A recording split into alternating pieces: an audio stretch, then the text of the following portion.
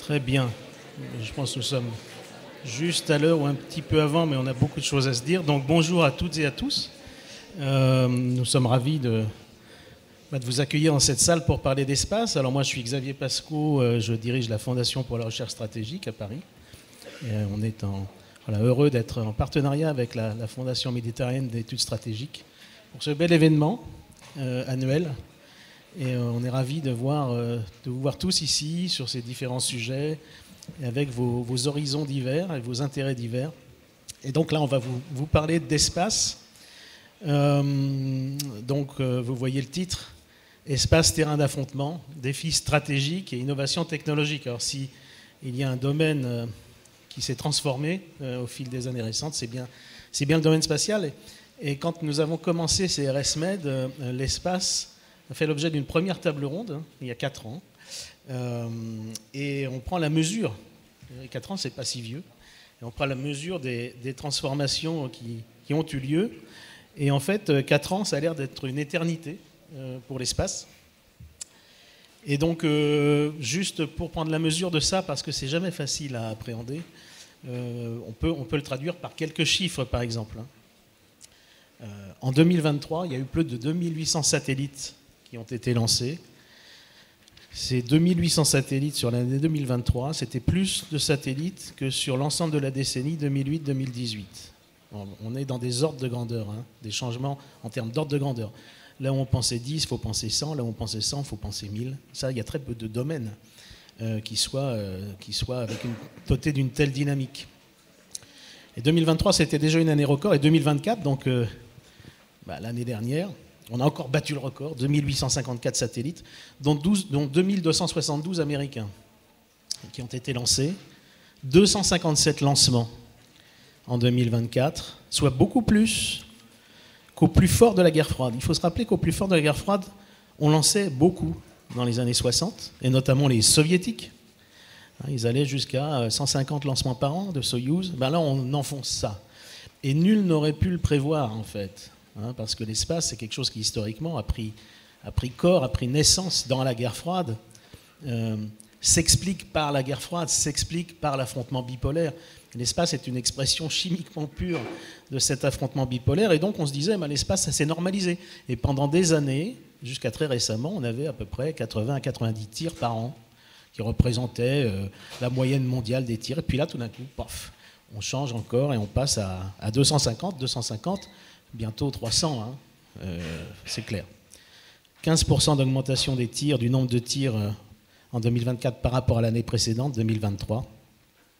Et aujourd'hui, en gros, 55% de ces tirs, de ces lancements, sont le fait des États-Unis. Plus intéressant, d'une certaine manière, la Chine, 25%.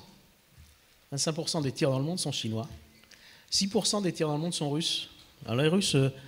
oui, on se dit, l'espace, c'est du prestige passé, etc. Ils ont une vraie activité. Et les 14% se répartissent ensuite entre les 8 pays restants, les 8 pays qui ont une indépendance d'accès à l'espace. Donc c'est assez intéressant d'avoir ces chiffres à l'esprit, parce que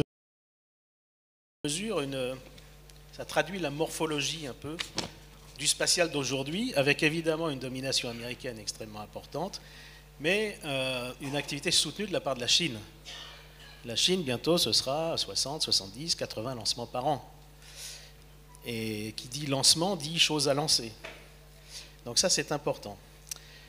Alors, si on regarde, on prend un peu de distance avec ces dernières années, et toutes puissances confondues, on se rend compte que l'activité spatiale, elle s'est intensifiée dans 3 domaines globalement, grossièrement tracés. Le domaine de l'orbite basse, vous avez tous entendu parler des constellations, on appelle ça des constellations de satellites, notamment de la constellation Starlink, qui est la constellation de la société SpaceX, enfin d'Elon Musk. Starlink, aujourd'hui, ça représente à peu près 70 à 75% des satellites actifs en orbite.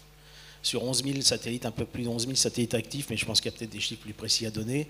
On est dans ces ordres de grandeur-là, sur 11 à 12 000 satellites actifs en orbite, ça change tout le temps.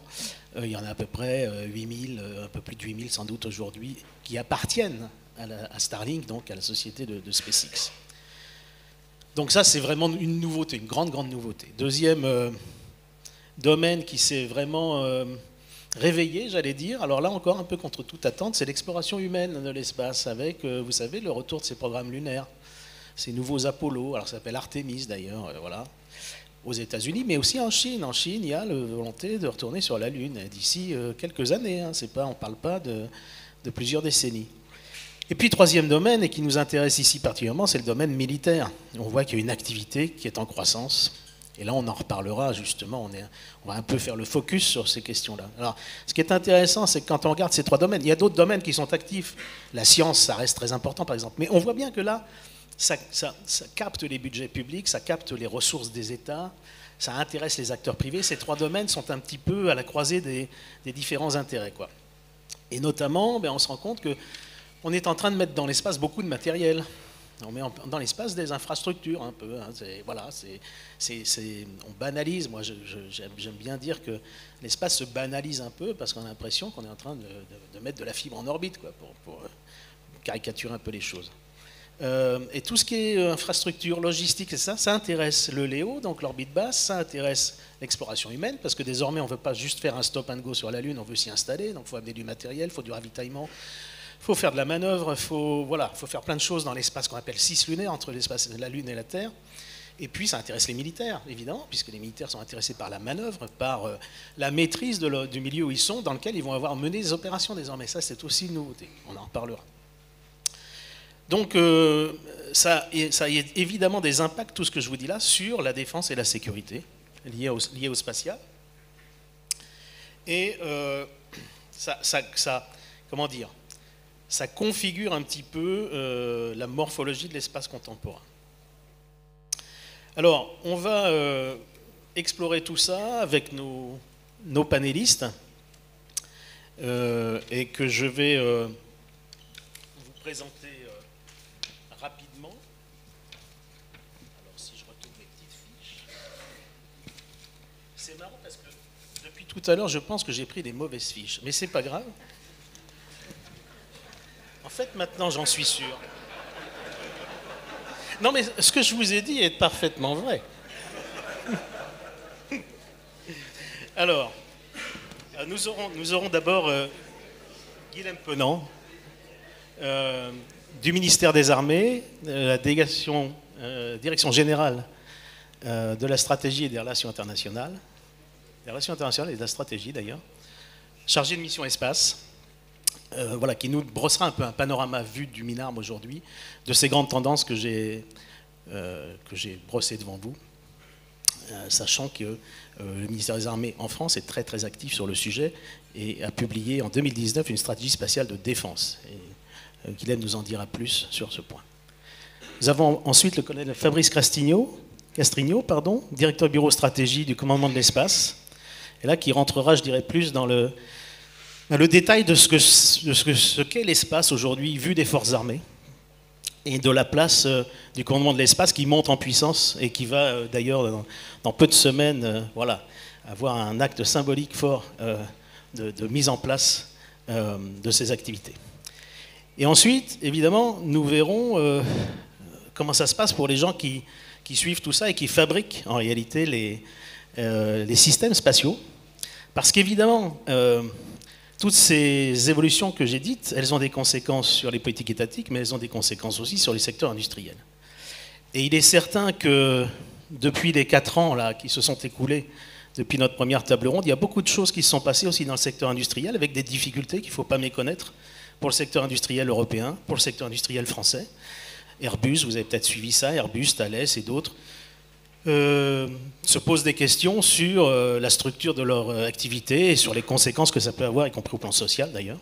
Et donc, c'est intéressant évidemment de voir comment toutes ces transformations, alors même que l'Europe est le fer de lance, quand même l'un des fers de lance dans le monde des activités spatiales, et la France au sein de l'Europe est l'un de ces fers de lance, comment on peut arriver à composer avec ce nouveau paysage. Et donc nous aurons avec nous Hugo Richard d'Ariane Group, donc directeur du cabinet du CEO et responsable des relations institutionnelles. Et puis Christophe Debar chez Thales, qui est responsable aussi des activités sécurité et spatiales gouvernementales, on va dire, et qui nous donneront leur point de vue, chacun dans leurs activités respectives d'ailleurs, en tant qu'industriels de ces évolutions. Donc, sans plus attendre, je passe la parole à Guilhem. Merci Guilhem de nous brosser ce paysage. Alors en vous rappelant que donc, nous allons avoir à peu près 4 présentations qui vont nous permettre d'engager les débats. Et je vous incite à utiliser le système Slido. Alors vous connaissez le système, vous êtes familier. N'hésitez pas à poser vos questions à travers ce système. Et nous pourrons les prendre au fil des priorités que vous leur accordez.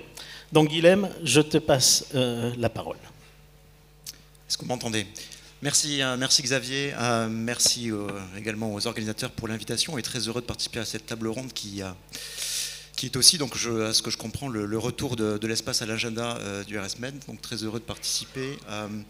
Voilà, donc j'imagine comme vous, très stimulé par les échanges de ces 2 dernières journées où l'on voit quand même des thèmes communs aux différentes tables rondes, et notamment donc l'idée à nouveau de permanence de la menace russe, de désinhibition, du recours à la force, de brutalisation du monde, de remise en question des solidarités, des cadres multilatéraux, des défis technologiques, et puis bien sûr l'extension des espaces et champs de conflictualité, et en particulier donc l'espace extra-atmosphérique dont on va parler ici.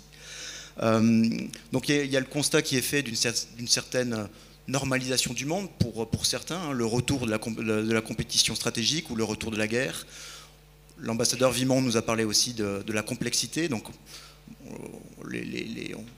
on peut s'accorder sur les deux. Ce que je voudrais dire ici, et Xavier, tu as parlé de banalisation, on a effectivement une normalisation de l'espace qui est aussi et très naturellement en jeu, et il paraît difficile qu'il en soit autrement, puisqu'en réalité, l'espace, et en tout cas pour l'horizon qui nous concerne et qui concerne le ministère des Armées au premier chef, et tu parlais de la stratégie spatiale de défense de 2019, l'espace est géocentré. L'espace subit les évolutions stratégiques évidemment au sol, d'une certaine manière il les prolonge, il les amplifie aussi parfois, et donc il y a un jeu à la fois de miroirs grossissants, amplificateurs ou déformants, suivant la manière dont on a d'analyser les différents enjeux. Et c'est un petit peu ce que je vais essayer de faire en brossant rapidement un panorama stratégique là, des grands enjeux vus de ma fenêtre. Donc il y a au moins 4 éléments sur lesquels je pense utile de revenir. Le premier qui me semble particulièrement structurant lorsqu'on parle des enjeux stratégiques associés à l'espace atmosphérique, c'est avant tout cette asymétrie quand même des forces en jeu, des capacités entre les différents acteurs, et qui se traduit donc aussi par une asymétrie d'intérêt, une asymétrie de situation, une asymétrie de dépendance et in fine une asymétrie de vulnérabilité. Xavier, tu faisais le lien avec l'époque fondatrice de la guerre froide. Effectivement, moi je l'identifie là, une transformation majeure. Pendant la guerre froide, nous avions des vulnérabilités partagées entre les 2 principaux acteurs, les 2 grands, l'URSS et les États-Unis. Et bien aujourd'hui, cette situation n'est pas répétée. On a effectivement un acteur qui est loin devant, les États-Unis, et d'autres qui mènent différentes stratégies et que je pourrais décliner. Mais ce qu'on perçoit ici, c'est du fait de cet élément, on a bien un espace qui en réalité se joue à plusieurs vitesses. Et d'ailleurs, en bon politiste, je pourrais faire une typologie avec plusieurs entrées, mais suivant justement le niveau de dépendance, mais aussi suivant le niveau de résilience associé aux utilisations de l'espace. Et l'on voit qu'on a une différence majeure qui se met en place entre les acteurs les plus avancés, ceux qui sont capables d'exploiter, d'utiliser efficacement l'espace, ou plus efficacement que les autres, en tant que multiplicateur de force notamment, et les nations, d'une certaine manière, de fait déclassées. Les nations qui disposent aussi d'un accès à l'espace et d'une utilisation militaire de l'espace sans entrave, ou presque, et celles qui, d'une certaine manière, pour ces mêmes utilisations, dépendent d'autrui ou d'acteurs tiers. Et donc ceci explique aussi pourquoi nous avons différents acteurs qui développent différentes stratégies. Et c'est un petit peu ce que je proposerais de faire dans un deuxième et troisième temps. Une première stratégie, c'est celle du contournement, dès lors qu'il y a une force écrasante en face. Et là, je l'associe encore à une transformation majeure par rapport à la période, une fois encore, fondatrice de la guerre froide.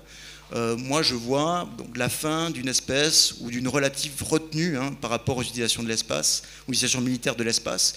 La guerre froide était quand même marquée par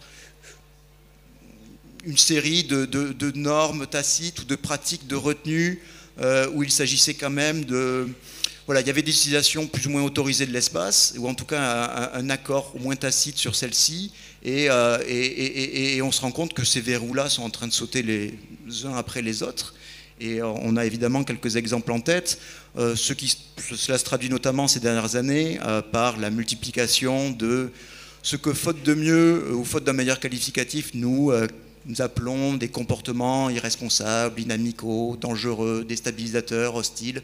Et vous voyez, la tentative de trouver des synonymes que je produis ici, en réalité, est liée à la difficulté de les caractériser et qualifier pour deux raisons essentielles et qui sont liées aux caractéristiques mêmes de l'environnement spatial, donc immense, hostile aussi par nature, où il est difficile de comprendre ce qui s'y passe.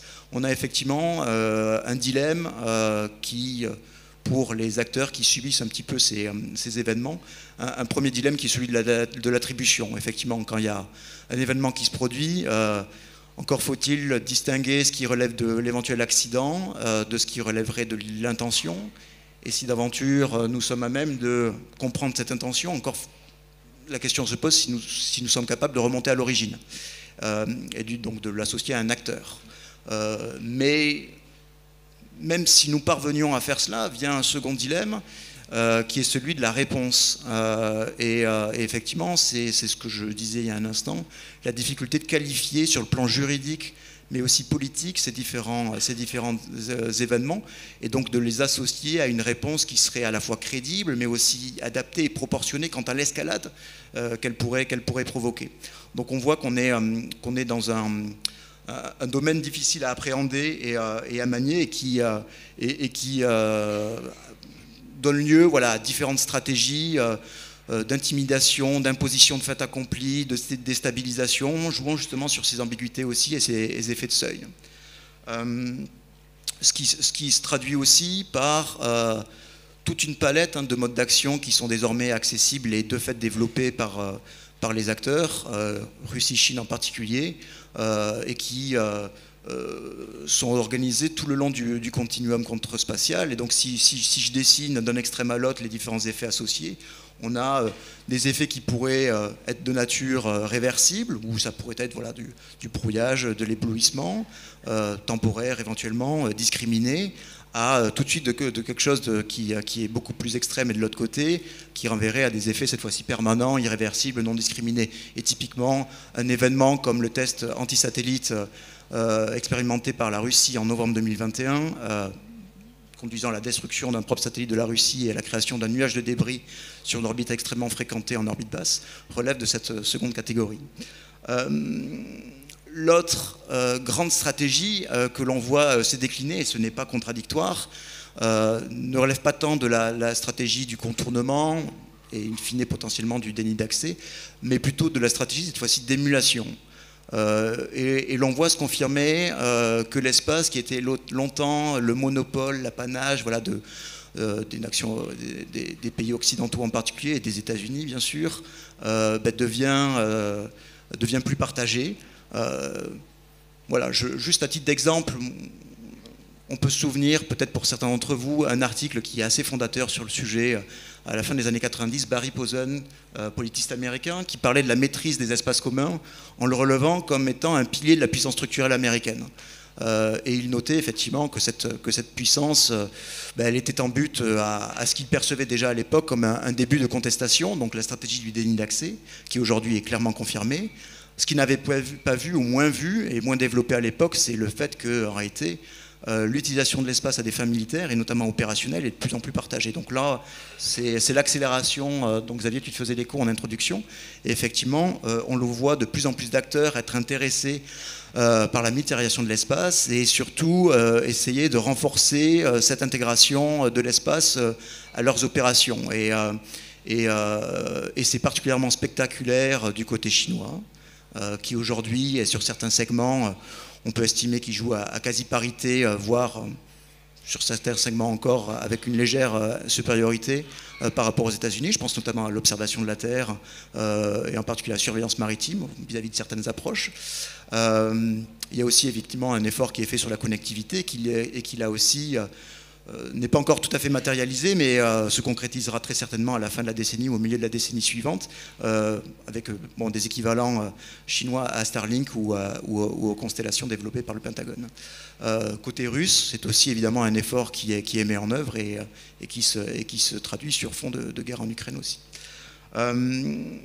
Ce que nous voyons, c'est donc une transformation aussi parallèle à cette volonté de mieux intégrer l'espace aux forces armées par le biais de nouvelles architectures. Donc c'est quelque chose dont on a amplement parlé dans les tables rondes précédentes aussi lorsqu'il était question un petit peu d'espace. Donc c'est le développement notamment via les constellations, mais on pourrait aussi parler d'un sujet un peu plus prospectif, mais néanmoins très sérieux, qui est aussi celui du lancement réactif. Et donc on voit l'accent mis sur la résilience, comment mieux répondre à ces menaces, mais l'accent mis aussi sur le besoin de davantage de réactivité et le besoin de davantage d'efficacité. Et là aussi, ces efforts-là permettront demain de différencier ou d'instaurer une nouvelle hiérarchie des puissances spatiales militaires, et pour revenir à cette image de l'espace à plusieurs vitesses dont je vous parlais.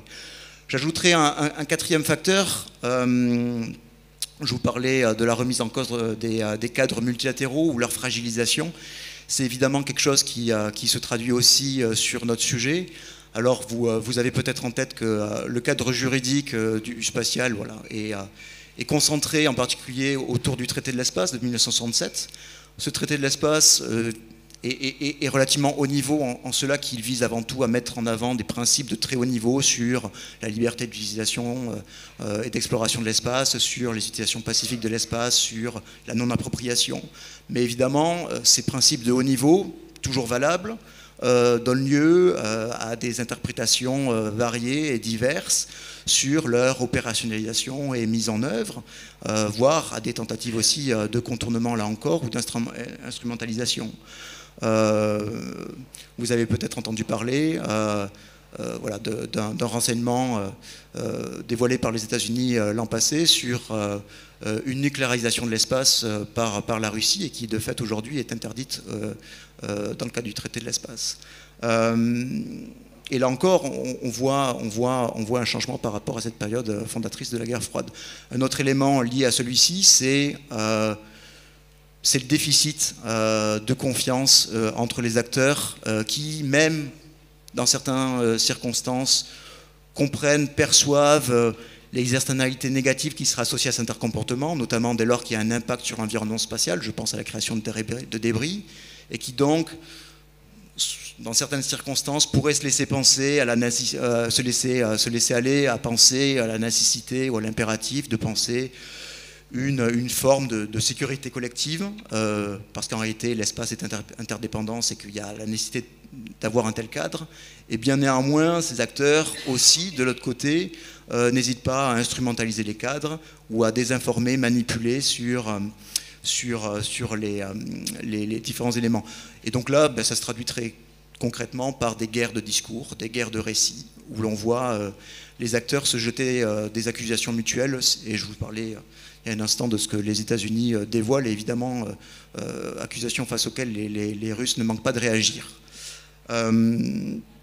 Et ça se traduit aussi par un rapport de force clair sur les normes et sur les standards. Le but du jeu, pour les plus grands acteurs, étant d'être à la fois juge et partie, et donc de définir les règles du jeu. Alors, pour esquisser quelques éléments, et je laisserai le soin au commandement de l'espace de prolonger, quelle réponse apporter à ces différents défis? Et donc ça, c'est un petit peu le travail que nous avons fait il y a 6 ans à travers la stratégie spatiale de défense du ministère des Armées, donc publiée en 2019. Alors tout d'abord, le premier constat, c'est que en dépit de cette dépendance et vulnérabilité, l'objectif n'est pas de renoncer à l'espace. Ça serait au contraire faire un cadeau à nos compétiteurs d'une certaine manière et faire précisément ce qu'ils voudraient que nous fassions. Donc nous continuons à investir évidemment l'espace à des fins donc pour renforcer notre autonomie d'appréciation, de décision, d'action, et on pourra revenir là-dessus. Mais il s'agit aussi de prolonger cet effort et de le maintenir et de le renforcer par un effort visant à définir ce que je qualifie moi de posture de découragement. Je vous ai parlé du fait que cette menace auquel nous faisons face était multidimensionnelle. Il va de soi que cette posture de découragement ne peut se traduire aussi que par quelque chose qui soit global et multidimensionnel aussi. Donc on parlait dans différentes tables rondes du fait que nous avions différents leviers à disposition. C'est tout l'enjeu ici de synchroniser tous ces leviers et de les mettre en action, ce que nous essayons de faire du côté du ministère des Armées, en tout d'abord étant certain de mobiliser ce que nous appelons la défense active, à savoir s'assurer que nous montrons notre détermination. Nous montrons que nous sommes capables de voir ce qui se passe là-haut et nous montrons notre détermination à agir de manière proportionnée et adaptée. Vous vous souvenez peut-être en 2018, la ministre des Armées de l'époque, Madame Parly, avait dénoncé justement une action de butinage à proximité d'un satellite d'intérêt du ministère des Armées, plus précisément par un satellite russe. Et nous n'avions pas hésité à l'époque à publiquement dénoncer cette activité. Et ça s'inscrivait évidemment dans cette crédibilisation de cette posture de découragement. Néanmoins, cet effort nécessaire n'est pas suffisant et doit être complété par d'autres lignes d'effort, et je pense notamment à la résilience. Donc là, cette fois-ci, il s'agit d'inhiber l'initiative de l'adversaire, de lui montrer que l'objectif qu'il cherche à mettre en œuvre à travers une action violente, déstabilisatrice, ne rencontrera pas le succès. Donc là, on peut jouer sur plusieurs leviers. Il y a la résilience par le nombre, on parlait des constellations. Il y a aussi la résilience par la coopération, où on joue à la fois sur les solidarités stratégiques, donc notamment l'OTAN sur l'article 5, où on a eu un message assez fort sur son applicabilité à l'espace il y a quelques années. On fait aussi un effort similaire du côté de l'Union européenne. Il y a aussi les enjeux, les efforts mis sur l'interopérabilité avec les nations les plus avancées et via l'OTAN aussi. C'est aussi évidemment, et je profite du fait que nous soyons en format mélangé à cette table, c'est évidemment l'effort de renforcement de nos relations avec les acteurs de confiance et l'industrie en particulier. Un autre effort qui est extrêmement bien traduit par la publication de notre stratégie spatiale de défense en 2019, c'est la transparence. C'est montrer que nous avons une posture prévisible, montrer que nous sommes clairs sur nos intentions, évidemment pour crédibiliser cette posture dont je vous parlais, mais aussi pour montrer que nous sommes légitimes quelque part et prendre l'ascendant moral. Cet effort est complété à son tour par non pas une désertion des enceintes multilatérales, en dépit de ce que je vous disais sur les difficultés d'avoir des discussions de bonne foi dans ces enceintes-là. Non, au contraire, il s'agit effectivement d'être proactif, force de proposition, comme aiment à dire nos collègues diplomates, où il s'agit là aussi d'essayer de penser quand même une certaine stabilisation de l'environnement spatial, et l'effort que nous mettons en œuvre et que nous promouvons avec nos alliés et partenaires, c'est notamment l'effort sur les normes de comportement responsable. Donc essayer de maîtriser un petit peu les effets et les risques d'escalade non maîtrisés, de diminuer le risque de mauvaise perception, les risques de surréaction. Le meilleur exemple que je vous citais, c'est l'engagement que nous, France, avons pris avec d'autres alliés et partenaires de justement pas procéder aux tests conduits par la Russie en novembre 2021, qui a abouti donc à détruire ce satellite et à produire un nuage de débris auquel je faisais allusion. Donc voilà pour le petit brossage du panorama stratégique et les quelques lignes de réponse que nous envisageons de notre côté, mais évidemment je laisserai le soin au collègue Castrigno de prolonger. Merci. Merci Guilhem pour ce premier, d'avoir brossé ce tableau effectivement qui est en évolution accélérée. Et donc maintenant on va rentrer plus précisément finalement dans la dimension strictement militaire finalement de ces changements. Et donc collègue Castrigno, je vous laisse le soin de nous en parler. Merci Monsieur Pasco. Bonjour à toutes et à tous. Je reprends le titre de notre intervention, l'espace terrain d'affrontement. Aujourd'hui, il est clair que l'espace est un véritable terrain d'affrontement. Ce milieu-là est au cœur d'une compétition stratégique qui remet en cause et qui touche à la fois ses applications militaires, ce dont on va parler, mais également les activités, les applications civiles. L'espace est aujourd'hui un milieu dans lequel, en fait, qu'on pourrait considérer comme un milieu de supériorité, à la fois opérationnel pour les forces armées, mais également essentiel au fonctionnement de nos sociétés modernes. Alors, prenons en compte les grands bouleversements qui ont impacté le domaine espace depuis maintenant plus d'une dizaine d'années. Donc, comme le disait Guilhem, la France s'est dotée d'une stratégie spatiale de défense, d'ailleurs une première en Europe, quelque chose d'important. Et les défis stratégiques qui sont aujourd'hui, que l'on doit relever, nous, au ministère des Armées, au sein de l'état-major des armées, ils sont évidemment portés par cette stratégie spatiale de défense qui avait fait un double constat, l'explosion effectivement de l'activité dans l'espace, bien au-delà des acteurs historiques, qu'ils soient étatiques ou privés, et puis surtout un accroissement de la conflictualité qui encore une fois, est en explosion depuis ces dernières années. Alors entre 2019 et 2025, il y a 6 ans qui sont écoulés, et loin de se ralentir, ou loin de ralentir en tout cas, ces dynamiques, elles ont même accéléré, elles se sont exacerbées, et en fait ce sont bien ces deux grandes dynamiques qui façonnent aujourd'hui l'adaptation de notre capacité de défense pour prendre en compte ces bouleversements et puis garder en tête nos 2 principaux objectifs que sont bien entendu appuyer les opérations interarmées. Donc là c'est le travail premier, c'est d'être en appui des opérations, mais également aussi dans un deuxième temps et au même niveau de priorité, c'est de protéger et défendre nos intérêts spatiaux. Et quand on parle d'intérêts spatiaux, évidemment les intérêts militaires, mais également les intérêts civils. Et donc, bien sûr, dans ce cadre, les innovations technologiques sont évidemment partie prenante dans l'atteinte de ces objectifs. Je ne reviendrai pas sur le premier constat, qui est un constat d'explosion de l'activité spatiale, vous en avez très bien parlé. Je reviens peut-être simplement sur un élément qui me paraît important, c'est la dualité. Aujourd'hui, on a une capacité, en tout cas, et on en parlera un peu plus en détail tout à l'heure, de pouvoir utiliser des services civils, commerciaux, à des fins de défense. Et là, c'est quelque chose aussi qui est, à mon avis, un des grands changements, un grand marqueur de cette évolution stratégique. Le conflit en Ukraine l'illustre assez bien, d'ailleurs, tous les jours. Au-delà de Starlink, dont on a évidemment tous entendu parler dans son appui direct aux télécommunications tactiques ukrainiennes, les offres de services, notamment d'imagerie satellitaire aujourd'hui, s'étoffent et sont proposées aux forces ukrainiennes, et qui leur permet bien évidemment de pouvoir les utiliser dans le processus de planification et de conduite des opérations, et notamment dans le domaine du ciblage, notamment. Le deuxième constat, c'est celui de la conflictualité, c'est celui de la polarisation des relations internationales, y compris dans l'espace. Et aujourd'hui, il est très clair que l'espace n'est plus un milieu permissif. C'est un environnement de conflictualité à part entière, et cet état de fait, il a été clairement posé dans l'actualisation de la Revue nationale stratégique de 2025. La RNS, elle évoque très clairement un risque majeur d'engagement de haute intensité à l'horizon 2030, et dans laquelle les capacités spatiales seront très probablement les premières à être ciblées, en raison bien entendu de ce qu'on a dit tout à l'heure, c'est-à-dire le facteur de supériorité opérationnelle. La RNS, elle fait aussi état d'une approche, je dirais, confrontationnelle, mise en œuvre par nos compétiteurs, qui poursuivent et qui mettent en œuvre le développement de capacités anti-satellites, comme l'a précisé Guilhem, et je dirais sur la totalité de la chaîne de valeur du spatial, du segment sol, évidemment jusqu'au satellite en orbite.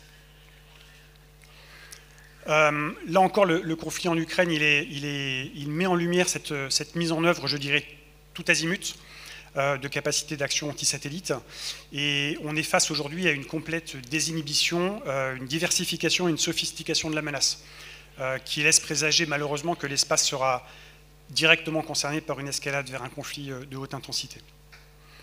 Et puis ce que disait Guilhem aussi, c'est que cet état de fait, il est bien entendu exacerbé par, je dirais, la zone grise que représente l'espace, le cadre juridique libéral, la forte dualité des activités qui permet, in fine, de masquer des effets militaires, en tout cas de les faire prendre en compte par des capacités a priori civiles. Et évidemment, ça rajoute cette zone hybride, ce caractère hybride au spatial, et dans lequel, évidemment, nos compétiteurs s'engouffrent largement. Et donc, je dirais que la grille d'analyse de la conflictualité moderne, compétition, contestation et affrontement, elle s'applique parfaitement au milieu spatial.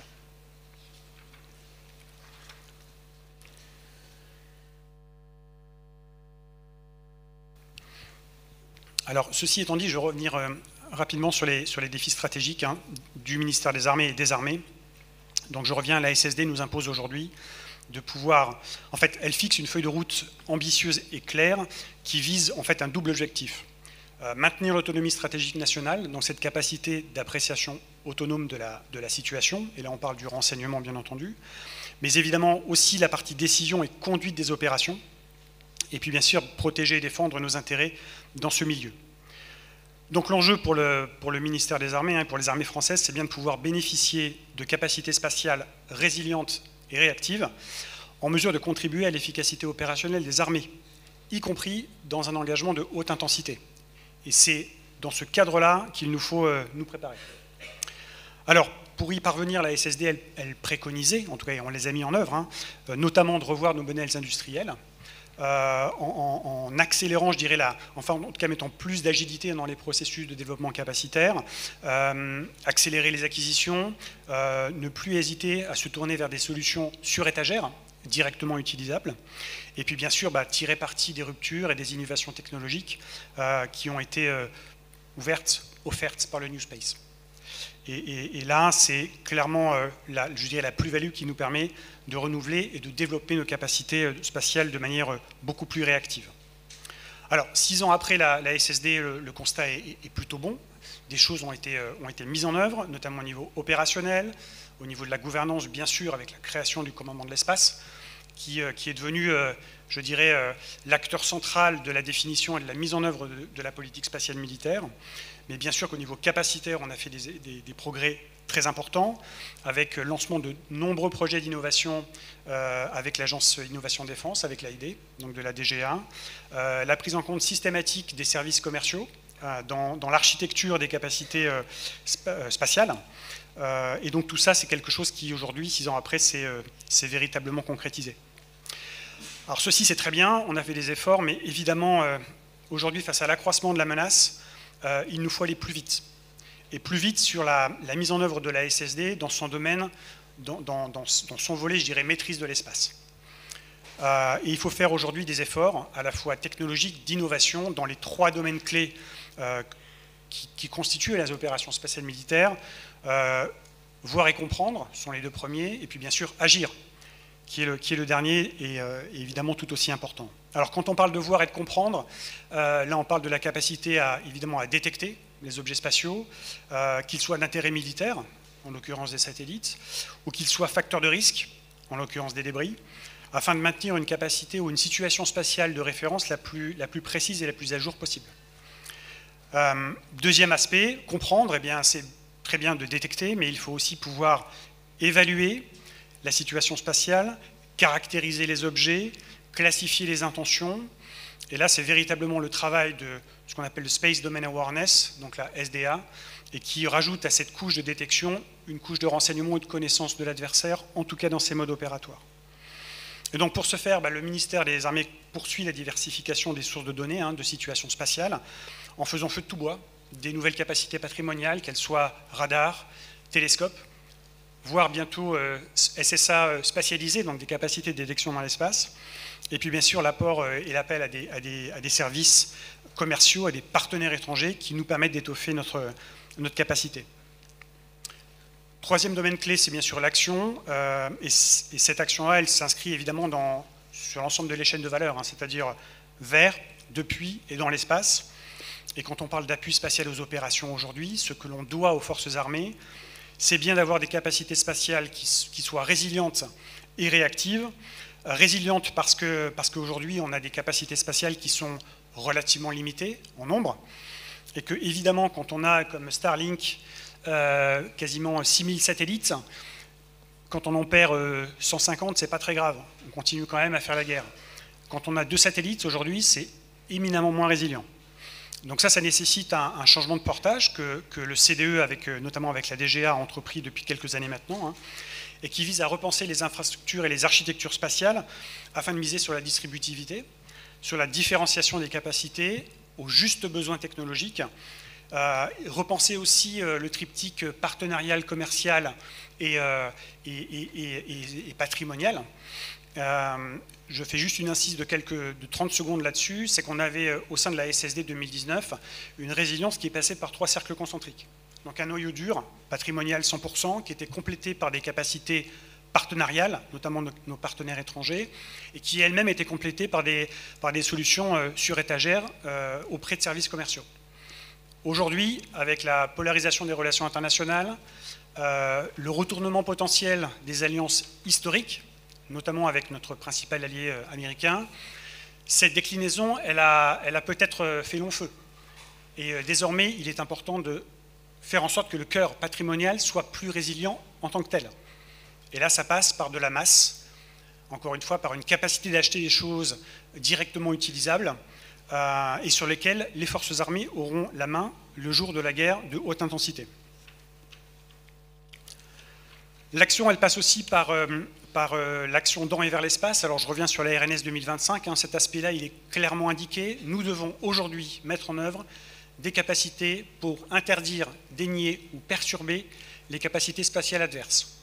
Et ça, que ça soit dans l'espace, avec les programmes de patrouilleurs dont vous avez très certainement entendu parler, mais également avec la mise en œuvre de capacités d'action vers l'espace, et là en prenant toute technologie disponible, mais bien entendu de manière graduée, diversifiée et conforme au cadre international sur lesquels qu'on respecte bien évidemment.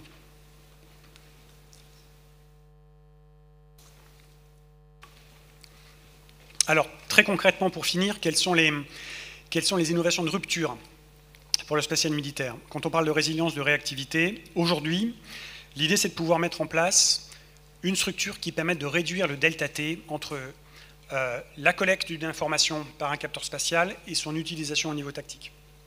Cette capacité-là, ce besoin-là, qui est encore une fois de pouvoir accélérer la boucle décisionnelle, elle passe par ce qu'on appelle le pivot vers les orbites basses, les hauts, voire très basses, VLEO, en vue notamment d'apporter une revisite accrue dans les domaines de l'observation de la Terre ou de l'écoute, et puis surtout de réduire la latence entre le segment bord et l'utilisateur au sol. Et là, évidemment, on a besoin de transmission de données à haut débit pour pouvoir transmettre les informations utiles. Ça passe aussi par un maillage accru entre les satellites et entre les différentes constellations, et notamment grâce aux technologies de liaison intersatellite, qu'elles soient radiofréquences ou laser.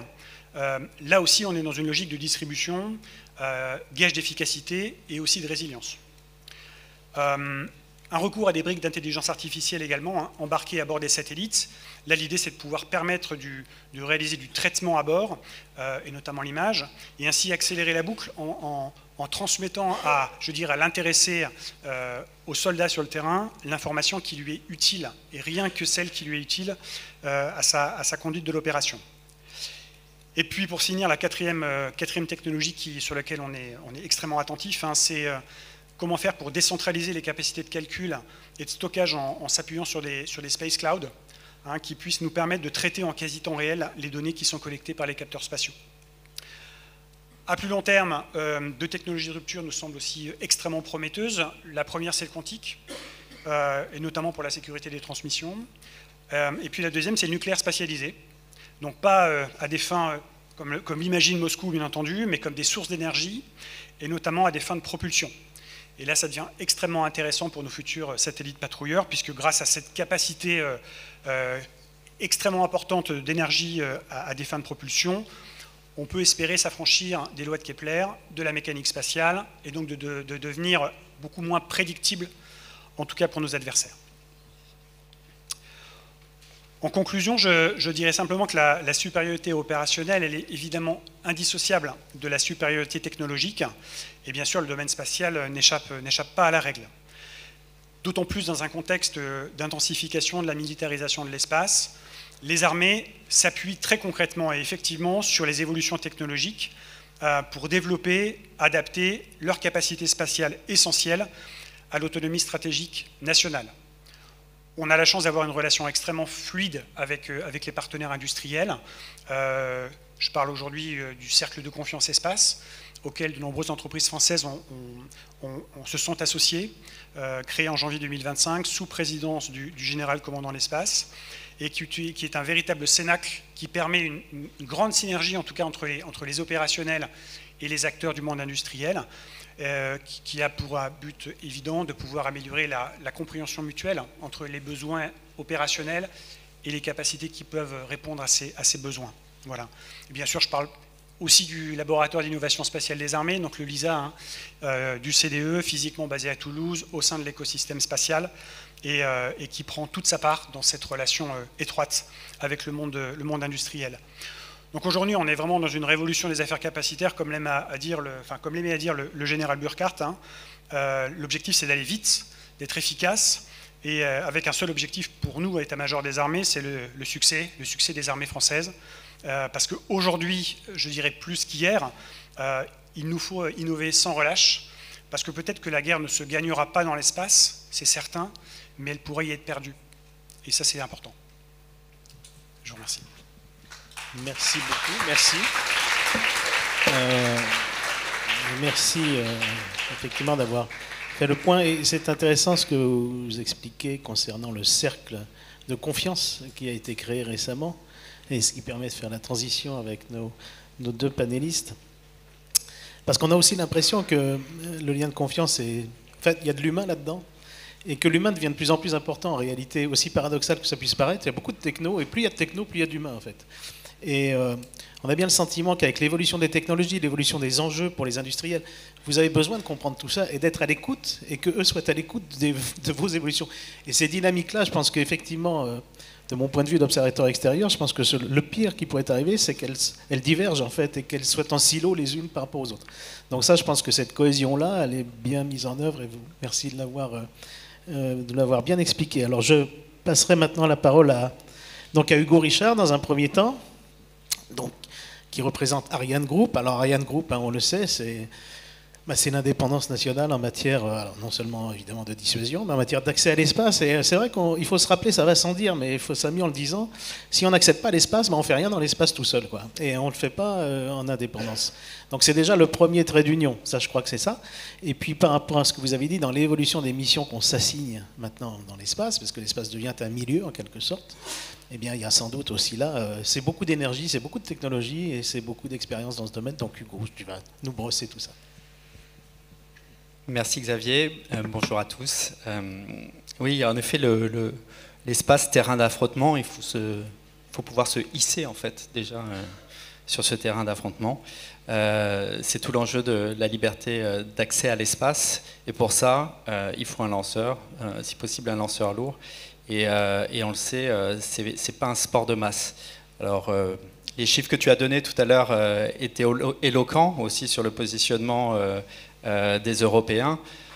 On va dire que c'était pas forcément la fenêtre la plus favorable, hein, puisque c'était au moment aussi où on attendait le retour des Européens sur la scène spatiale et des lanceurs avec Ariane 6. On a attendu, on a patienté, tous autour de la table ont patienté, et d'ailleurs j'en profite pour remercier aussi les armées, et ça s'est traduit de la meilleure des manières le 6 mars dernier avec le lancement de CSO à bord d'Ariane 6. Je le mentionne, Ariane 6 c'est un développement qui a duré plus longtemps que prévu, hein, une petite dizaine d'années, et CSO c'était la première capacité, la première charge utile, et c'était les armées françaises qui ont fait confiance à ce lanceur, elles ont eu raison de le faire. La dernière charge utile qui avait été lancée par Ariane 5, c'était là aussi une charge militaire, un Syracuse, qui vous montre d'ailleurs déjà qu'il n'y a plus d'espace civil, hein, même du côté des lanceurs civils, l'espace est largement dual. Pour accéder à l'espace, il faut un lanceur, il faut une base, et on s'en parle aujourd'hui, il faut aussi un réseau de surveillance spatiale. Et ce terrain d'affrontement, en fait, finalement, je me posais la question de savoir ce qu'il y avait de neuf sur ce terrain d'affrontement. Alors ça fait un peu ancien combattant, mais du côté des industriels, pour sécuriser nos fenêtres de tir, ça fait un moment finalement qu'on sait qu'il faut pouvoir avoir les yeux levés vers le ciel et vers l'espace. Nous, la prise de conscience, elle remonte, hein. Tu as parlé des 4 ans qui nous séparent de la première table ronde consacrée à l'espace ici au RSMed. Nous, c'est en 2008 où on s'est posé la question de savoir s'il ne fallait pas que nous-mêmes, opérateurs au service de la souveraineté française et de l'autonomie stratégique des Européens, on regarde plus vers le ciel. C'était juste après un tir anti-satellite. Alors, cette fois-là, c'était les Américains qui avaient opéré. Et ils ont opéré juste avant qu'on tire l'ATV, qui était le cargo des Européens qui ravitaillait la Station spatiale internationale. On a tiré sur la base des informations qu'on avait, à prédominance américaine. On a tiré, c'est passé, mais on s'est rendu compte peu de temps après que les tirs côté outre-Atlantique avaient été stoppés depuis 3 semaines. Donc ça a été une sacrée prise de conscience du côté des industriels. Tu parlais, Guillaume, du rapport, on va dire, de la confrontation stratégique. Du côté des stratèges, du côté des diplomates, c'est à peu près à la même période qu'on s'est rendu compte que c'était quand même pas mal d'avoir un radar du type de Grave pour pouvoir aussi rentrer dans un dialogue, on va dire, un peu plus actif, pour parfois faire déréférencer certaines de nos capacités stratégiques quand on retrouve certains éphémérides dans les catalogues américains qui sont publics. Donc il faut avoir une manière finalement de se hisser sur ce terrain de jeu pour pouvoir aussi pouvoir jouer. Et puis du côté des ops, des opérationnels, c'était un peu plus tard. Du côté d'Ariane Group, on avait commencé à lever les yeux et on s'est rendu compte en 2012, et c'était finalement un des premiers événements dont on a été les témoins directs, c'est à l'époque où Syracuse, donc le satellite de télécommunications sécurisé des armées, était visité par un premier satellite butineur. À l'époque, c'était classifié, mais là aussi, avant même qu'on parle de la stratégie spatiale française, on s'est rendu compte que ça jouait pas mal là-haut. Voilà, donc juste pour remettre un peu les choses en perspective, c'est bien aussi de faire un peu d'histoire, même si le temps s'accélère. Et on le voit, et c'était une évidence du côté du conflit ukrainien. Je reviendrai pas sur les exemples que vous avez donnés. Il y a une dépendance évidente aux infrastructures spatiales et le conflit ukrainien en est la preuve quotidienne. Mais si je vais dans ton sens, Xavier, et puis si je reprends un peu l'intitulé de la table ronde, un terrain d'affrontement, en fait, les deux évolutions principales que je vois aujourd'hui, c'est finalement une accélération. On parle finalement d'un terrain de jeu où il faut jouer plus vite et même il faut avoir la capacité de jouer à plusieurs vitesses. Et finalement, ce terrain où il y a de plus en plus de monde, il va falloir maîtriser les trajectoires. Et puis c'est un terrain de jeu, ce sera mon deuxième point, qui s'élargit. Le territoire d'affrontement s'élargit à la fois vers le haut et vers le bas.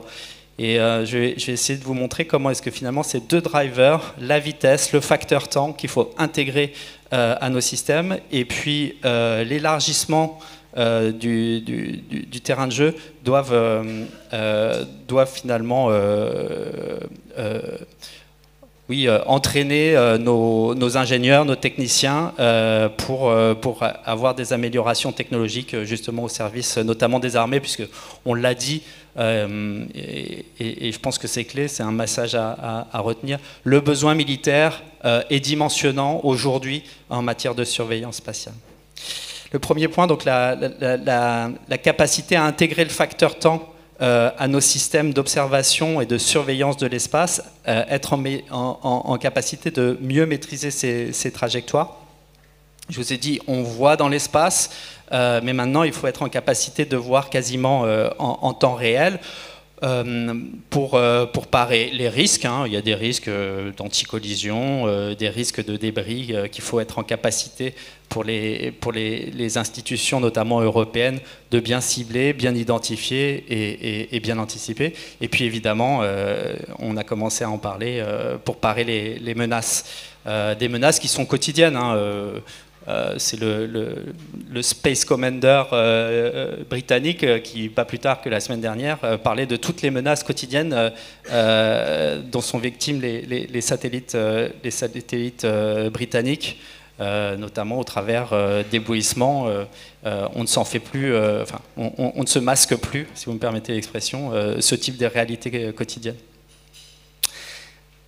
Donc nous, notre boulot, ça va être, dans le cadre notamment de la stratégie spatiale nationale, qui définit donc la surveillance spatiale comme le socle des opérations, d'être en capacité de voir et de voir plus vite, et d'être en capacité, comme tu le disais Guillaume, de vous aider à gagner, on va dire, en capacité d'attribution de ce qui se fait. Je crois que c'est quelque chose de connu, hein, mais aujourd'hui on assiste à des choses en orbite qui sont quand même qui sont assez spectaculaires, hein. On a des opérations co-orbitales où on voit un satellite accoucher d'un autre satellite.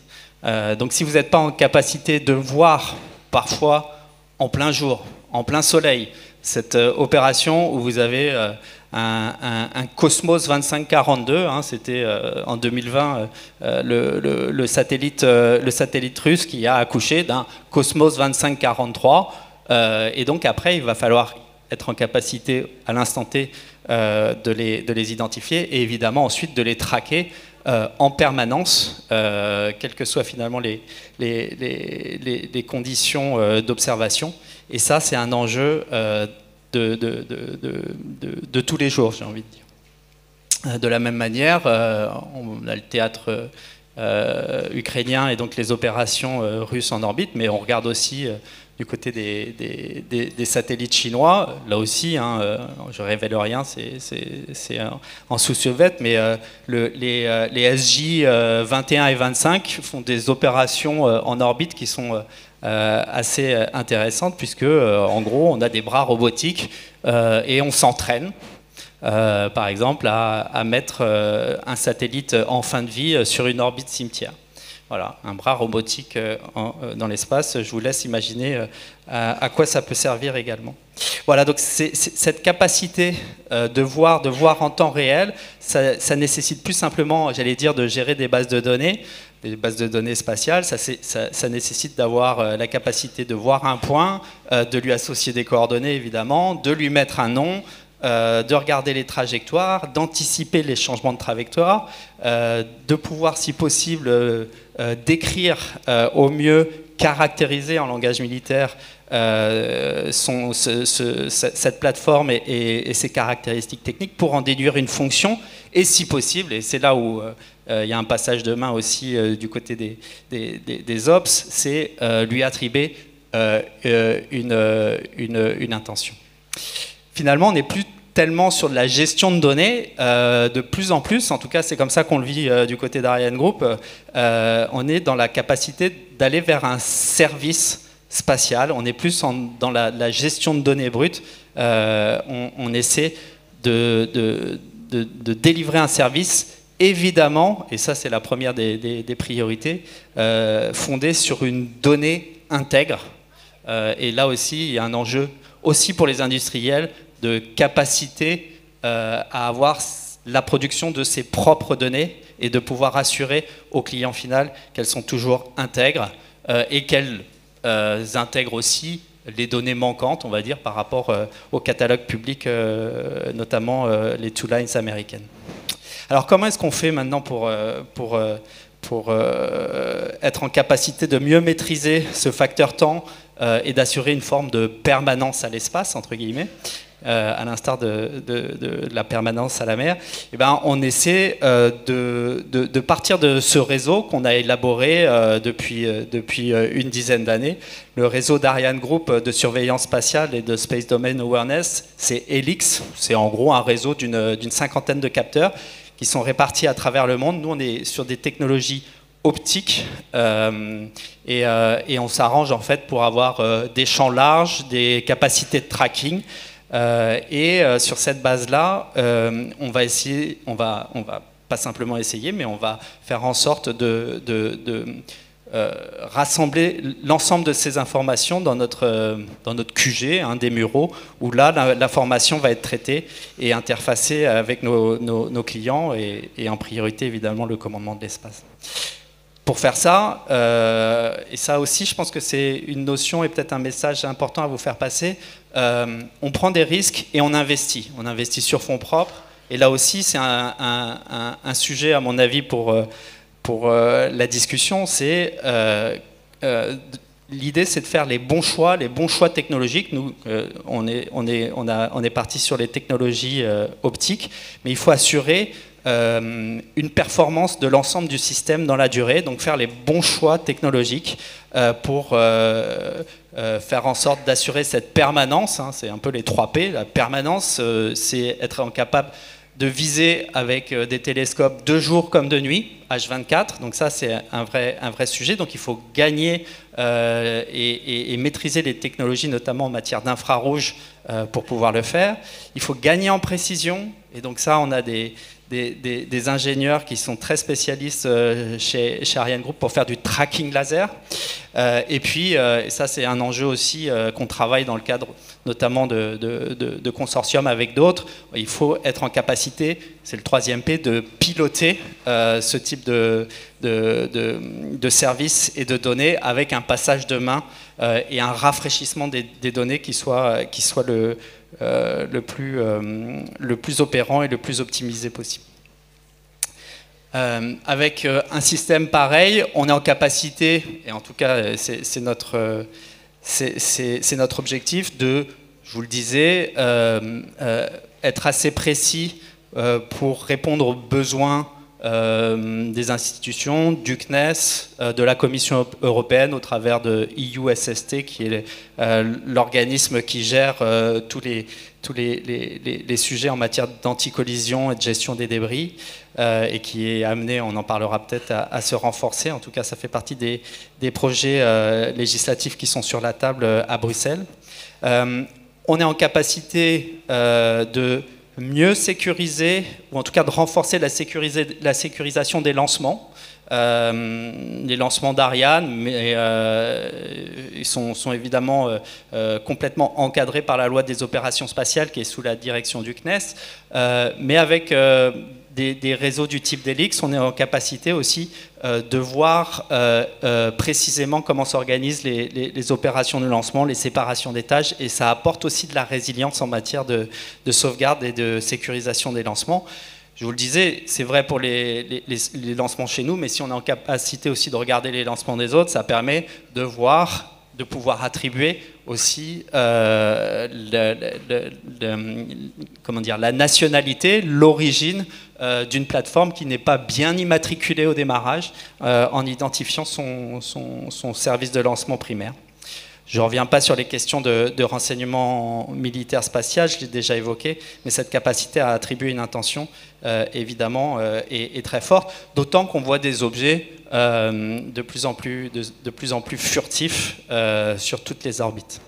Ça m'amène à mon 2e point, donc la maîtrise du territoire spatial qui ne cesse de s'élargir par le haut. Alors ça c'est un peu tes sujets, Xavier, hein, peut-être qu'on parlera du cis lunaire, des orbites et de l'exploration lointaine, pourquoi pas de l'espace et du nucléaire, avec ces capacités qu'il faut aussi pouvoir intégrer sur toute la chaîne de lanceurs.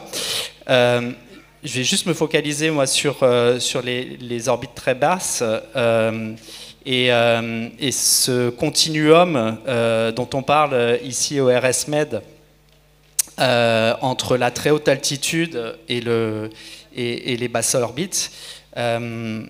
C'était le sujet de la table ronde précédente, hein, où on vous a aussi parlé de l'avènement des nouvelles armes balistiques conventionnelles, des planeurs, de ces logiques de dronisation qui sont en fait dans cette espèce de couche épaisse et de zone grise difficile à défendre et difficile à observer, hein, entre les 30 et 100 km d'altitude. Et donc là, il y a un continuum stratégique air et espace qui doit être mieux surveillé, mieux sécurisé, mieux maîtrisé, et ça nécessite pas mal d'investissements. Mais une fois qu'on a dit ça, on n'a pas dit grand-chose d'un point de vue technologique et industriel. C'est plus facile à dire qu'à faire, parce qu'en fait, il y a un continuum stratégique, mais il n'y a pas de continuum physique, j'ai envie de dire. Chaque milieu a ses spécificités propres. Et ça, on revient vraiment au cœur du cœur du métier d'Ariane Group. Nous, notre job, c'est justement d'être en capacité de passer cette interface entre l'aérien et l'exo-atmosphérique. C'est vraiment notre domaine de faire voyager nos lanceurs civils et militaires, fusées Ariane et missiles balistiques M51. On traverse du bas vers le haut, notamment avec Ariane 6, mais, et ça c'est quelque chose qui doit être aussi bien saisi, on revient, on rentre dans l'atmosphère avec les objets qui sont portés par les missiles balistiques. Ces compétences en matière de propulsion, de guidage, de rentrée, pilotée, ça c'est des sujets qui doivent être au cœur de nos préoccupations aujourd'hui. Je crois que je dois accélérer, donc je vais essayer de vous dire comment est-ce qu'on répond à ce deuxième enjeu. D'abord, évidemment, en essayant de cibler les bons démonstrateurs pour valider les bons choix stratégiques. Si je m'en tiens juste aux lanceurs civils, c'est la réutilisation. On parle beaucoup de réutilisation sur le champ commercial. Chez Ariane Group, on a mis au point le moteur qui va propulser les futurs lanceurs réutilisables européens, qui s'appelle Prometheus. Mais derrière, il faut tester en vol l'ensemble de ces technologies et gagner en maturité. Et ça, on ne peut le faire qu'avec des essais en vol. La rentrée atmosphérique, je vous en ai dit un mot. On a testé aussi. C'était le démonstrateur VMAX en juin 2023. On a testé les premiers gliders ou les démonstrateurs de gliders européens. Et là aussi, c'est comme ça qu'on apprend. On va aussi tester au plus près des opérationnels. Vous parliez, mon colonel, du cercle de confiance. Et c'est là aussi où on doit être en capacité, sur la base des besoins opérationnels qui sont les vôtres, de mieux maîtriser les effets et de vous apporter à vos côtés, j'allais dire, dans un cercle très rapproché où les industriels et les opérationnels, un peu à l'instar de ce qu'on sait faire du côté de la dissuasion, travaillent ensemble. On va être en capacité de tester des nouvelles choses. Par exemple, la démonstration qu'on a déjà faite et qu'Alexis Daboville a évoqué ce matin en 2022, d'éblouissement spatial, on l'a faite en mode assez rapide. On a réussi à asservir en fait, donc les satellites Helios qui étaient en phase de rentrée atmosphérique pour tester les effets d'un éblouissement spatial. Ça fait partie des expérimentations qu'on souhaite pouvoir reproduire. J'allais dire main dans la main avec les opérateurs pour voir après comment est-ce que ça vient répondre aussi à leurs préoccupations. Je conclus et je te passe la main tout de suite après Christophe. Accélération, donc on l'a vu, hein, il faut gagner en compréhension pour pouvoir permettre aux opérationnels d'agir. Accélération aussi en matière de développement industriel. Et là, mon message, c'est en effet nous donner la capacité, finalement, de nous transformer nous-mêmes, de pouvoir aller au bout de ces démonstrations. Et l'enjeu, je pense, ça va être de passer à l'échelle.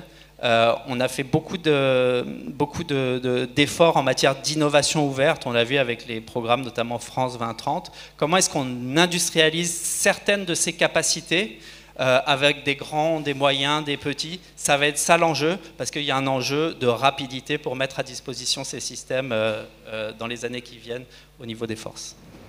Merci Hugo pour ce tour d'horizon très très complet. Christophe, tu as la parole. Alors ça marche? Ouais. Donc, a priori, je vais être surveillé sur le timing, donc je vais oublier de faire mes guerres en tant qu'ingénieur général de l'armement. Parce qu'en fait, quand tu parlais de Luche Olympe en 2012, j'étais directeur de programme Syracuse, donc je vous passerai l'histoire, mais ça a été un début intéressant. La première chose, c'est quand j'ai lu la question de notre table ronde, je me suis posé la question de pourquoi on n'avait pas mis milieu d'opération. Parce que 2019, avec la stratégie, avec la création du CDE, la question c'était à l'OTAN l'espace, milieu d'opération. Et en réfléchissant un peu, c'est vrai qu'en fait, l'espace est un milieu, mais comme vous l'avez dit, mon colonel, ça diffuse partout et c'est géocentré. C'est-à-dire que derrière, c'est depuis, vers et dans l'espace. Et donc la logique d'affrontement, on est tous d'accord, on l'a à peu près tous dit, elle n'est pas nouvelle. Dans les faits, elle n'est pas nouvelle, elle a été un affrontement stratégique, économique, technologique depuis un certain temps. À l'époque, Thalès fait les Syracuses ou les Cycrales pour les États français et italiens, avec une logique d'affrontement des Russes, vu que globalement, on suit les normes OTAN, avec une logique d'affrontement des Russes. Et quelque part, les Russes n'ont pas perdu leur savoir-faire. Ils l'ont même démultiplié, Lucholin en est l'exemple. De la même façon, regarder la Terre et la haute précision était quelque chose d'indispensable pour pouvoir aller dans les forces. Je rapproche le micro. Tout ça, donc du coup, qu'est-ce qui a changé globalement depuis cette période et qu'est-ce qui fait qu'on se repose la question de terrain d'affrontement?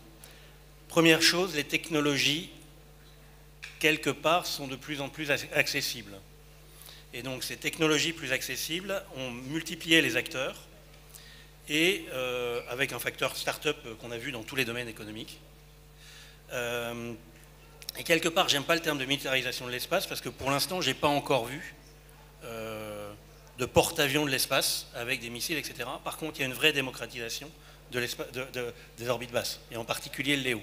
Et donc cet aspect technologique est arrivé et apporte cette démocratisation à la fois plus d'acteurs, donc un besoin de surveiller beaucoup plus grand, et en même temps des opportunités par rapport à tout ce qu'on avait.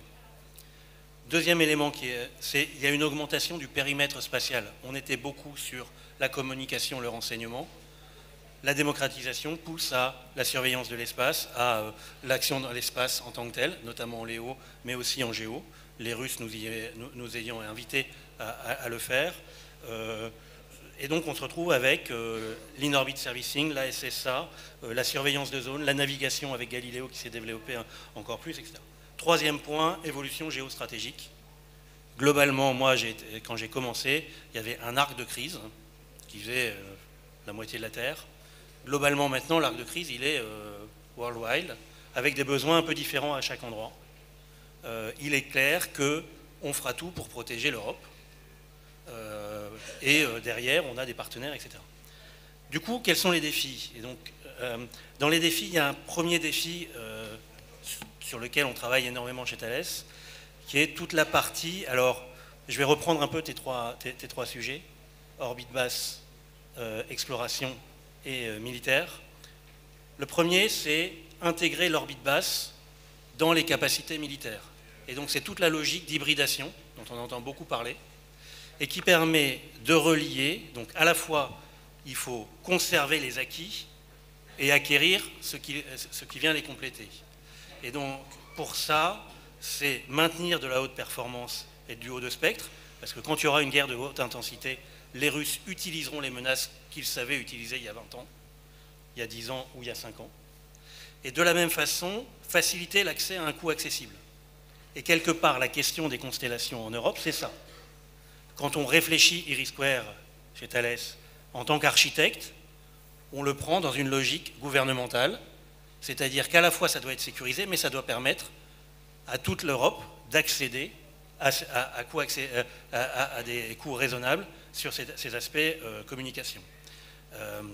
Maintenant, une fois qu'on aura IRIS², ça ne veut pas dire que les Russes n'ont pas commencé à faire les mêmes choses que ce qu'ils pouvaient faire. Et en orbite basse, ils peuvent faire des choses. Ils l'ont démontré au travers de...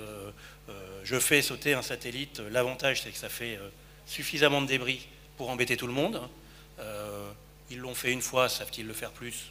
Ça, c'est une autre question. En tout cas, ils ont démontré une chose. Et puis, il y a certaines menaces anciennes qui pourraient avoir un petit caractère incapacitant, menaces auxquelles on répond par le haut de spectre. Deuxième exemple, sur la partie renseignement, on aura toujours besoin de savoir ce qui se passe à tel ou tel endroit, dans la logique d'attribution que vous indiquiez. Donc on a toujours besoin du haut de spectre, donc à l'exemple de Helios, CSO, puis Iris, en ce moment. Et en même temps, on a besoin de revisite, parce que, comme vous l'avez dit, il y a de la transparence. Et donc, dans ces travaux-là, donc il y a plein de monde qui travaille sur les sujets. J'ai dit, il y a beaucoup d'acteurs. Nous, par exemple, on a pris ce qu'on faisait sur le très haut de spectre, on l'a simplifié, ce qui nous permet d'avoir un système de revisite, donc un instrument de revisite qui, alors, on l'a fait en autofinancement et on l'a vendu à un certain nombre de startups, notamment américaines. Je vous invite à aller voir sur le site de Black Sky. Donc, on fait les instruments pour Black Sky et ça donne des résultats assez bluffants et de revisite. Donc ça, c'est le premier défi, arriver à obtenir la symbiose et la complémentarité entre le haut de spectre et l'accès à coût raisonnable, les constellations. Là-dessus, sur les constellations, l'Europe sera indispensable parce que le satellite en lui-même coûte moins cher, le nombre de satellites fait que c'est un peu plus cher. Monsieur Musk connaît les prix, mais avec IRIS², on a aussi une notion par rapport à tout ça. Le deuxième enjeu, donc là j'étais relié l'orbite basse, l'orbite haute, et le multicouche quelque part, ou le multi-orbite sur lequel il faut qu'on arrive à simplifier le travail des gens qui sont sur Terre par rapport à tout ça. Le deuxième élément que tu indiquais, c'était l'exploration. Le premier niveau d'exploration, ça s'appelle maîtriser l'espace. Dans ce cadre de maîtrise de l'espace, alors, quelque part, maîtriser l'espace, il y a pour moi trois moyens de le faire. Première chose, essayer de trouver des alternatives si jamais il se passe quelque chose là-haut. Multicouche ou multi-orbite, premier élément, mais c'est aussi là qu'on va retrouver toute la question de la très haute altitude. Alors chez nous, c'est le stratobus, le gros ballon qui ne bouge pas trop et qui résiste à tous les vents, qui nous permet d'aller y mettre donc, les radars, alors je vais vendre ma boîte, Thales, ou les trucs d'optique Thales, qui permettent d'avoir une surveillance de zone, et on positionne le ballon comme on veut. On a lancé les choses et ça arrive assez rapidement. Donc les premières choses, c'est les alternatives. Le deuxième, c'est la résilience. Et donc sur la résilience, on va se retrouver sur la protection, la surveillance de l'espace, depuis le sol ou à bord. Et on aura besoin des deux, parce qu'il y aura depuis le sol des moments où c'est caché. Et là-haut, on devra pouvoir avoir tous ces éléments-là. Et c'est un gros enjeu. Parmi les enjeux actuels, on a, et vous l'avez cité, la question du remplacement du radar grave, un projet qui s'appelle Aurore, qui peine un peu à partir, mais qu'on espère bien pouvoir voir partir très rapidement, dans la logique de moyens maîtrisés qui nous permet, en complément de tout ce qui peut être à côté, et par exemple vos éléments, mais on a également, nous, nos éléments pour observer, d'arriver à obtenir toute cette data et de pouvoir attribuer. Le troisième élément, bien évidemment, l'action. Sur l'action, on y travaille en partie dans un monde dual avec la Commission sur les projets qu'on appelle EROS, dans un cadre européen. Donc on coordonne chez TAS le cadre européen sur EROS. C'est les premiers éléments avec le bras articulé, la question de comment on va faire pour refueler. Donc tout le monde voit très bien l'avion, donc le gros porteur avec sa canne à l'arrière et puis l'avion de chasse qui vient se plugger dessus. Il faut qu'on arrive à faire la même chose dans l'espace. Les règles ne sont pas tout à fait les mêmes. Les températures ne sont pas tout à fait les mêmes. Il y a tout un cadre qui est en train d'être étudié. Donc c'est la question refueling et inspection, interception, comme on en a parlé à l'instant, sur lequel on travaille. La question des armes anti-satellites. On y travaille. La question est de savoir si on y travaille en destructif ou en incapacitant. Parce que le destructif, CF, les Russes de tout à l'heure, ou les Chinois, globalement, ça peut incapaciter tout le monde. Donc c'est un effet dissuasif, même pour les Russes ou pour les Chinois, d'aller commencer à taper un satellite adverse, parce que ça pourrait les gêner eux aussi. Le milieu n'est pas complètement, comment on dit, human friendly. Enfin, donc il y a tout un travail là-dessus. Et donc globalement, voilà, deuxième défi, la maîtrise de l'espace, avec ses aspects, l'alternative, le stratobus, la résilience avec Grave, ou la partie action dans l'espace. Le troisième défi, il est peut-être moins technologique, c'est quelque part ne pas se faire disrupter. Ça, tout le monde l'admet depuis des années, mais il faut aussi ne pas se disperser. C'est-à-dire, alors c'est déjà un cadre financier, on peut disperser partout. À la fin, on n'aura pas forcément quelque chose. Donc, il faut ne pas se faire disrupter et en même temps savoir ne pas se disperser et savoir se concentrer. L'innovation est très rapide et quelque part, elle génère un coût pour toutes les entités qui est assez phénoménal pour essayer de suivre. C'est vrai dans les domaines déjà acquis, mais aussi dans les domaines à acquérir. C'est-à-dire que quand vous faites à la fois des SATCOM, de l'observation, commencer à faire de la SSA, il faut arriver à générer un peu tous ces éléments-là. Et le deuxième point, c'est qu'il y a un besoin d'anticiper. Un exemple assez marquant est IRIS². Constellation européenne, on a le contrat, on est très content, ça va lancer, le projet est lancé, on est sur la chose. Par contre, sur IRIS², on se rend compte qu'en Europe, on ne dispose pas, par exemple, de certains éléments électroniques, et ça nous crée une dépendance hors Europe, parce qu'on n'a pas réussi à anticiper qu'on voulait faire IRIS². On apprend de nos erreurs, on va avancer, mais il y a un cadre d'anticipation. Donc voilà, 3 défis pour moi, cet aspect multicouche, hybridation, et arriver à rendre justement, donner aux forces cet aspect multi-orbite, et avoir au sol aussi les éléments qui permettent d'aller adresser les multi-orbites avec la question de réactivité que vous indiquez, mon colonel, la question maîtrise de l'espace, et la question, quelque part, il faut qu'on ait une capacité à la fin, et donc évitons de nous disperser. Si on prend la partie innovation, il y a 3 choses. C'est 1, il faut continuer à innover. Donc on va continuer à avoir chez nous le Space Business Catalyst qui nous fait des liens avec les différentes startups. On va continuer à préparer l'avenir parce que, comme vous l'avez dit, le quantique, l'IA, le cloud, le Space Cloud, j'en oublie sûrement plein. Oui, il y avait les ISL dont on a parlé tout à l'heure. Tout ça, il faut qu'on le prépare. Le quantique, je ne sais pas quand ça va venir, mais en tout cas, si on ne l'anticipe pas, on fera confiance à d'autres partenaires. Faut-il encore qu'ils soient nos partenaires? Derrière, innover ne suffit pas, il faut aussi qu'on l'intègre, l'innovation. Et c'est toute la question du passage à l'échelle que tu as adressé à l'instant, et c'est toute la question des partenariats au sein de la filière. TAS a fait les charges utiles de Kineis et on est très content de les avoir fait et d'avoir ce partenariat. On offre un système de contrôle des satellites à un certain nombre de startups, c'est le même système de contrôle qu'on utilise sur les Syracuse. Mais donc il y a cette logique d'intégration qui est fondamentale dans la logique de ce que je disais, de ne pas se disperser. Le 3e point, c'est d'arriver à coordonner les technologies et les développements technologiques, parce qu'on ne pourra pas faire pour chaque élément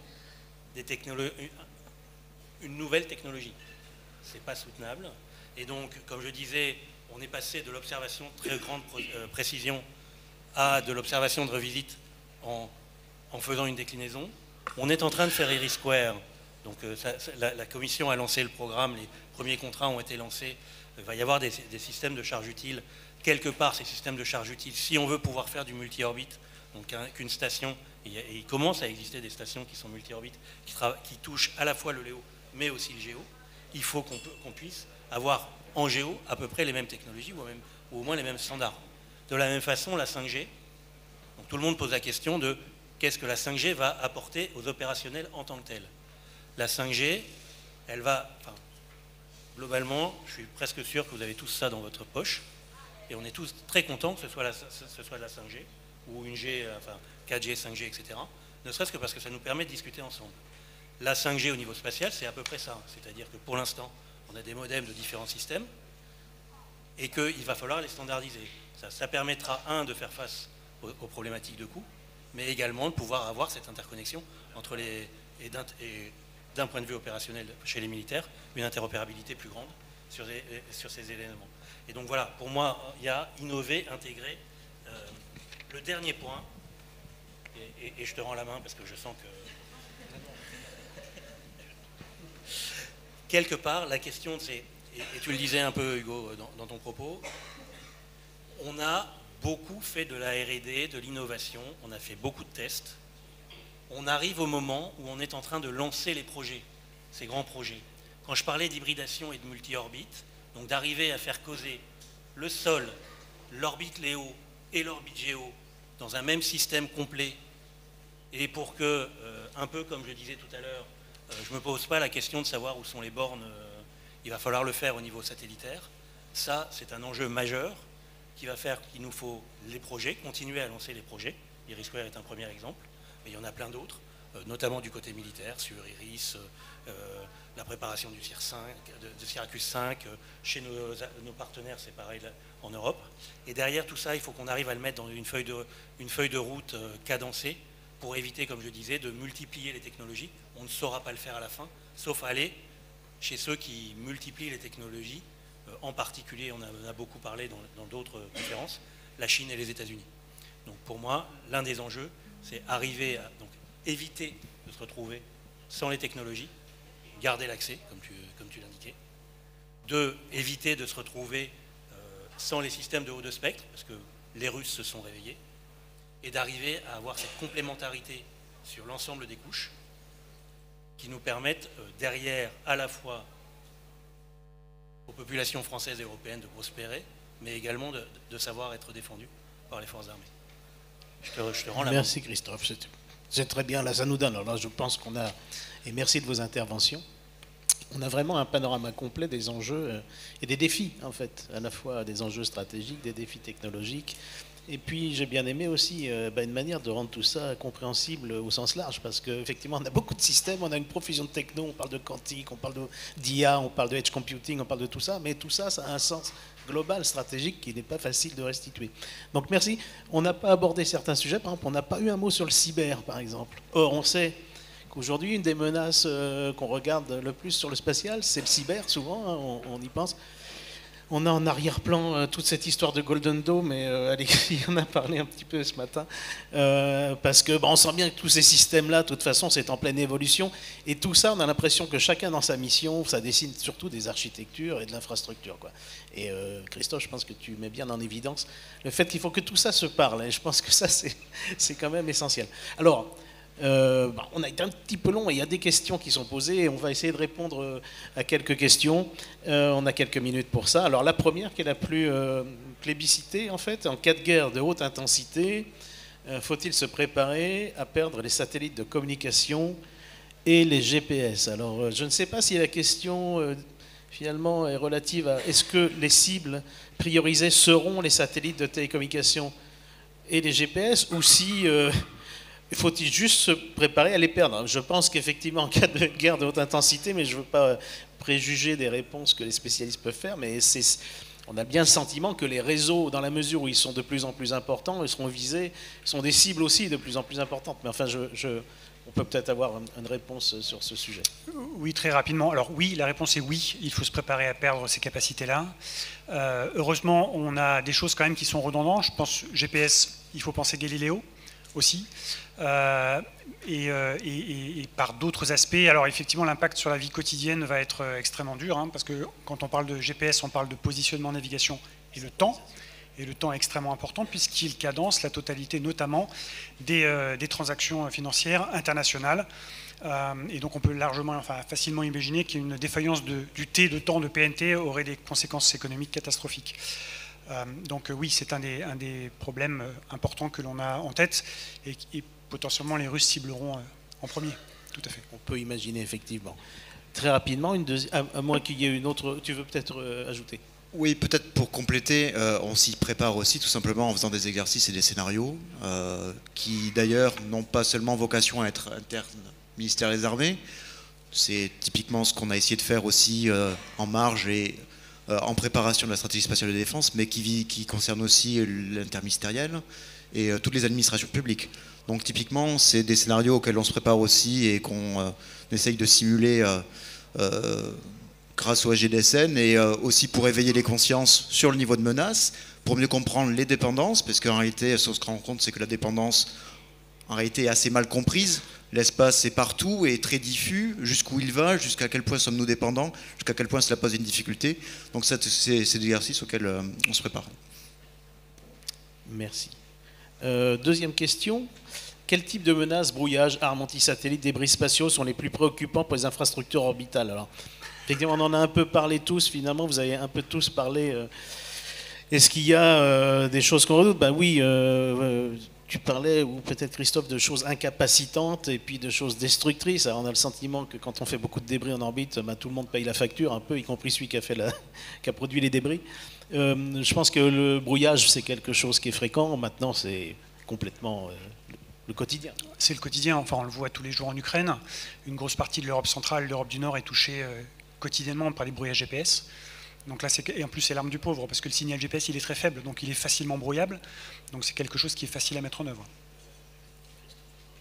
Ouais, en fait, sur ces questions, l'exemple du brouillage est symptomatique. Il y a tout le cadre de brouillage au sol, puis il y a le brouillage des satellites en tant que tel. Et donc c'est tout un travail, quand je disais de multicouches, qui permet d'arriver à obtenir sur certains systèmes.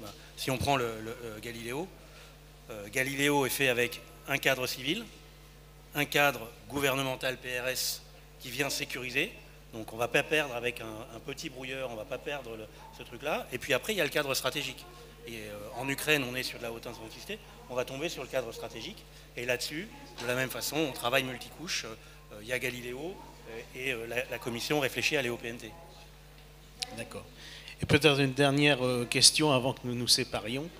Et dans un espace où le cadre n'est plus respecté, alors je pense que voilà, le cadre juridique peut-être, la loi spatiale européenne n'est-elle pas une entrave au développement du spatial européen? Parce qu'il y a eu un European Union Space Act qui est sorti, et peut-être Hugo et peut-être...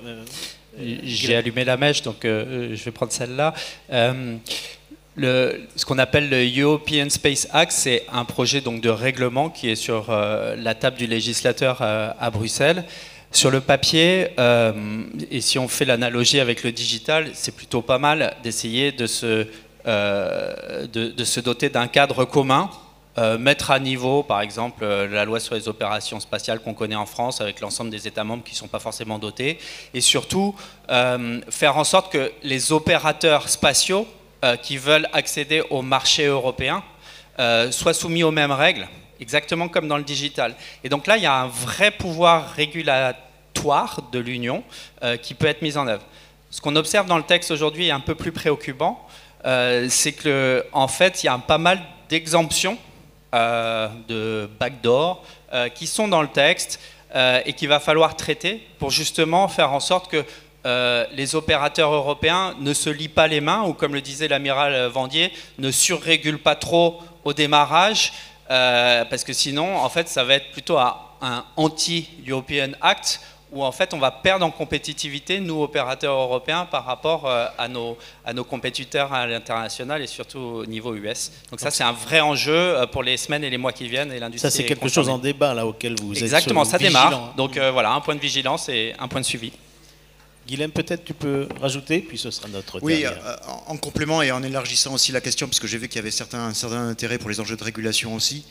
Tout d'abord, pour vous rassurer, la régulation, nous n'y allons pas de manière naïve.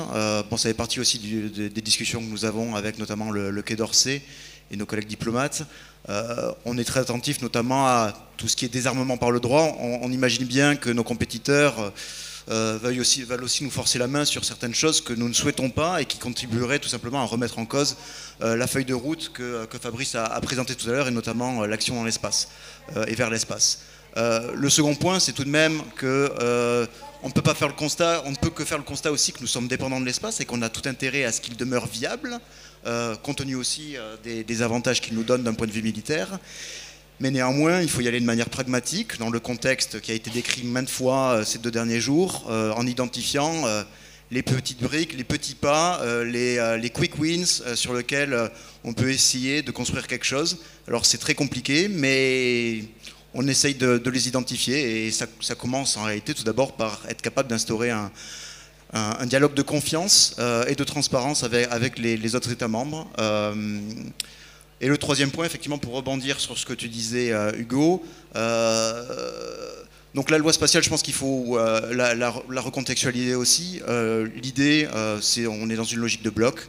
Il s'agit, nous, Européens, d'être une force qui soit respectée à l'international et qui nous permette aussi de peser justement sur les discussions internationales, sur les règles, les standards, etc. Et on sera d'autant plus fort qu'on y va tous ensemble. Après, il faut aussi tenir compte du fait que nous avons une loi sur les opérations spatiales. Alors, du point de vue de la France et du ministère des Armées, il va de soi que ce Space Act n'a pas vocation à être plus contraignant que la LOS. Tu parlais des exemptions, il y en a évidemment une qui pour nous est centrale, c'est l'exemption sur les activités militaires. Mais évidemment, l'enjeu dans ce contexte-là, c'est de s'assurer que le périmètre soit le plus étroit et rigoureux possible, et notamment vis-à-vis de la dualité. Et donc là, c'est là où ça peut être effectivement la boîte de Pandore que certains recherchent et où l'objectif qui était recherché pourrait être à la fin contre-productif. Mais on est bien dans une logique de marché commun. Voilà, c'est les enjeux d'extraterritorialité, c'est les enjeux de peser et de sauvegarder notre compétitivité. Eh bien, merci beaucoup, Guilhem. Merci à tous pour cette table ronde passionnante qui a permis de mettre en évidence tous ces sujets. Merci à vous tous.